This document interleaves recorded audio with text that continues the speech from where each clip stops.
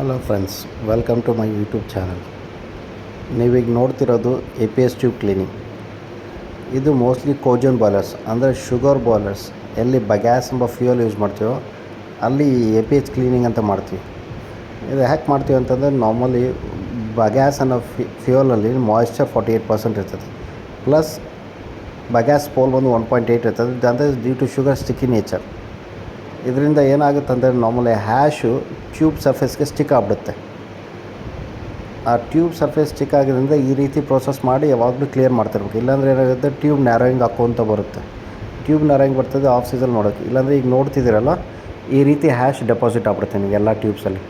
ಇದು ಹೀಗೆ ಕ್ಲೀನ್ ಮಾಡಲಿದ್ದಂಗೆ ಬಿಟ್ಟರೆ ಏನಾಗುತ್ತೆ, ನೆಕ್ಸ್ಟ್ ಸೀಸನ್ಗೆ ಇದು ಅಫೆಕ್ಟ್ ಆಗುತ್ತೆ.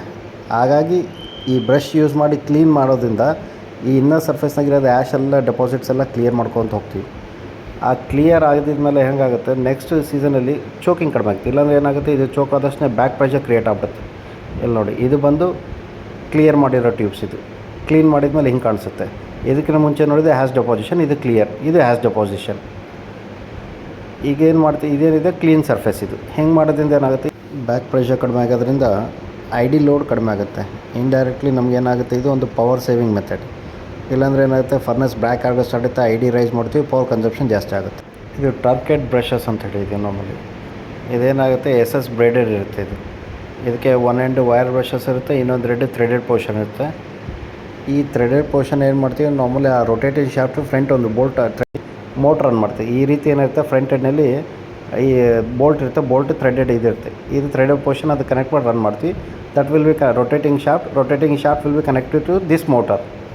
ಮೋಟ್ರ್ ರನ್ ಮಾಡಿ ಯೂಸ್ ಮಾಡ್ತೀವಿ. ಈ ರೀತಿ ಹ್ಯಾಶ್ ಡೆಪಾಸಿಷನ್ಸು ಲಾಸ್ಟ್ ಝೋನಲ್ಲೇ ಇರುತ್ತೆ.